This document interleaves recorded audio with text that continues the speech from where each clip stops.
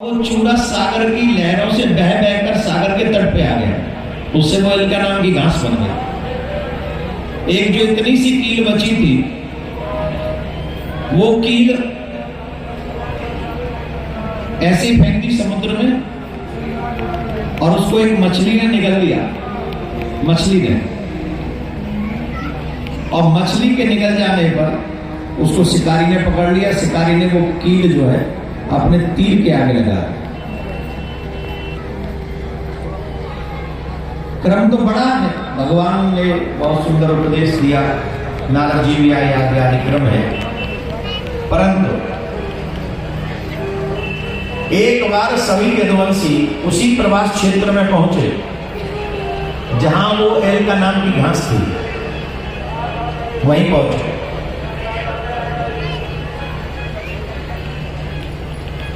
एक दो लोगों को मति भ्रम हुआ, एक दूसरे को अपशब्द बोलने लगे, और जब एक दूसरे को अपशब्द बोलने लगे तो वही घास उखाड़ उखाड़ कर एक दूसरे पे मारने लगे, और वो घास तलवार का काम करने लगी, और वो तलवार की तरह एक दूसरे का सर काटने लगी, तलवार की तरह। बलराम जी महाराज रोकने के लिए गए तो भगवान ने कहा, इनका समय पूरा हो गया, दादा दादा हमारी लीला भी पूरी हो गई, चलो अब बंद करो ये सब, आप भी पधारो, हम भी चल रहे हैं। तो बलराम जी महाराज के मुख से सर्प निकला, समुद्र में चला गया, और ऐसे भगवान बलराम जी की लीला पूरी हुई। भगवान वृक्ष के नीचे जाकर बैठ गए और बाएं चरण के ऊपर दाएं चरण को रखा। शिकारी ने उनके चरण को मृग का मुख समझा, मृग समझकर तीर चला दिए जिसमें वो कील लगी हुई थी, और भगवान के श्री चरण में जाकर लग गए। भगवान भी अपनी लीला को विश्राम देने के लिए तैयार हो गए, और जब भगवान लीला पूर्ण करने के लिए तैयार हुए तो उद्धव जी महाराज आए।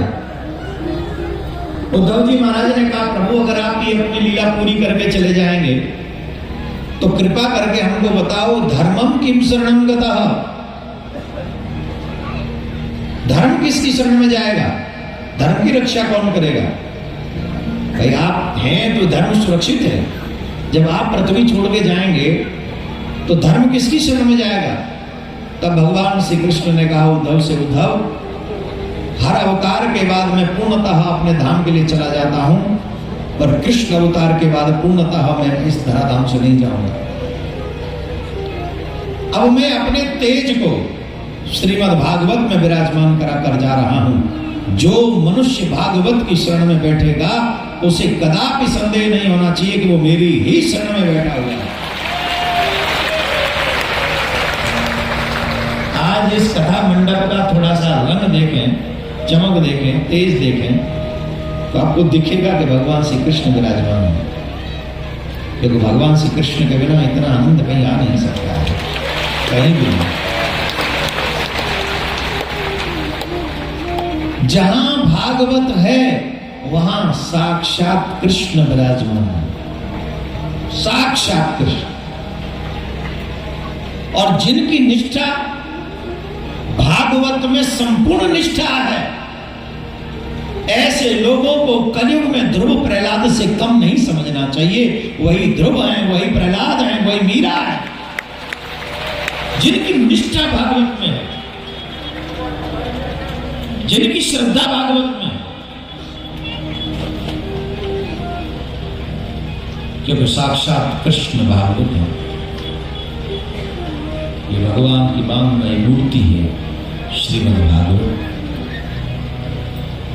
शब्द ब्रह्म है श्रीमद् भागवत।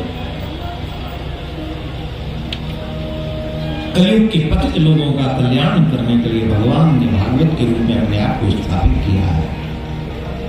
हर कोई मनुष्य श्री कृष्ण तक पहुंचने का अधिकारी नहीं है, परंतु भागवत में सब पहुंच जाए और कृष्ण की सहज कृपा प्राप्त कर लें, इसके लिए भगवान ने अपने स्वरूप को भागवत में रखा।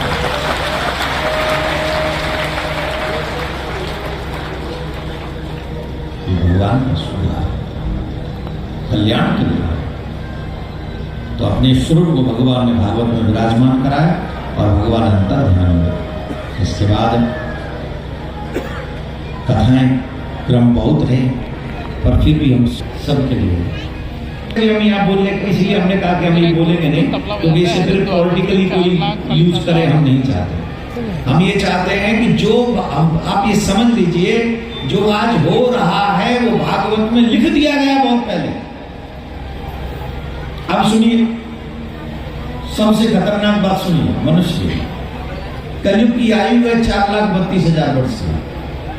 कितनी? कलयुग की आयु है 4,32,000 वर्ष की, और उनको 4 चरणों में बांटा गया है, जिसमें 1,08,000 वर्ष का एक चरण है, और हर चरण में जीव की आयु अलग अलग है। पहले चरण में जीव की आयु 100, दूसरे में 50, तीसरे में 25, चौथे में 12.5, चौथे चरण में। और घोर कलयुग किसे कहेंगे? 9 वर्ष के बच्चे ग्रैंड पेरेंट्स बन जाएंगे, दादा और नाना बन जाएंगे 9 वर्ष के बच्चे।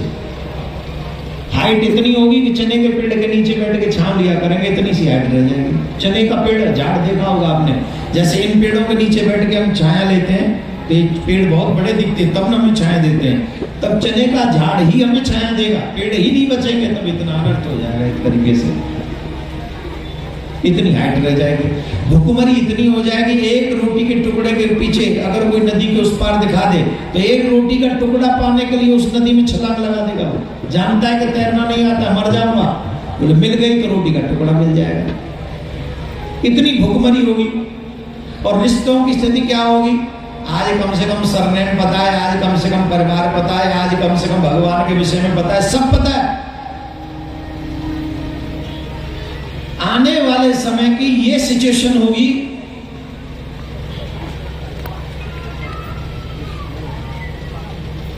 किसी को अपने पिता का नाम ही नहीं पता होगा, कोई रिश्ता पता नहीं होगा, ये मेरा पिता है, ये मेरा भाई है, ये मेरी माँ है, ये कुछ नहीं पता होगा।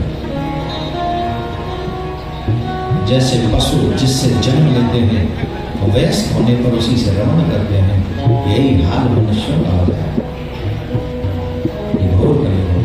अब कई लोग कह रहे होंगे महाराज लोग पागल बना रहे हैं। जो लिखा है वो दिख रहा है। अभी फिल्म नहीं आई है, टेलर आया है, पहला ही चल रहा है ना कलयुग का। टेलर दिख रहा है कि नहीं? एक रिश्ता बता दो जो कैसा कोई सुरक्षित है महाराज, आज तक कलंकित नहीं हुआ अभी तक ये कलयुग में, बोलो। हर रिश्ता कलंकित हो चुका। जिनके हाथों में, जिनके सर पे जिम्मेदारी है को हमें सुरक्षित रखें, वही हमें असुरक्षा देने लगेंगे। ये शुरुआत है, बहुत बड़ी संख्या नहीं है ऐसे लोगों की। तो शुरुआत होती समझने में कथा सुननी चाहिए। और 25 साल बाद का से 25 साल पहले कितना अच्छा माहौल था, अब देखो कितना माहौल है। और 25 साल बाद जाओगे तो क्या होगा? जब आज तुमसे भजन नहीं हो रहा है, अभी तुमसे कल्याण नहीं हो रहा है अपना, 25 साल बाद कर पाओगे? अभी नहीं तो कभी नहीं। काल करे सो आज करे, आज करे सो पल में पर बहुरे करे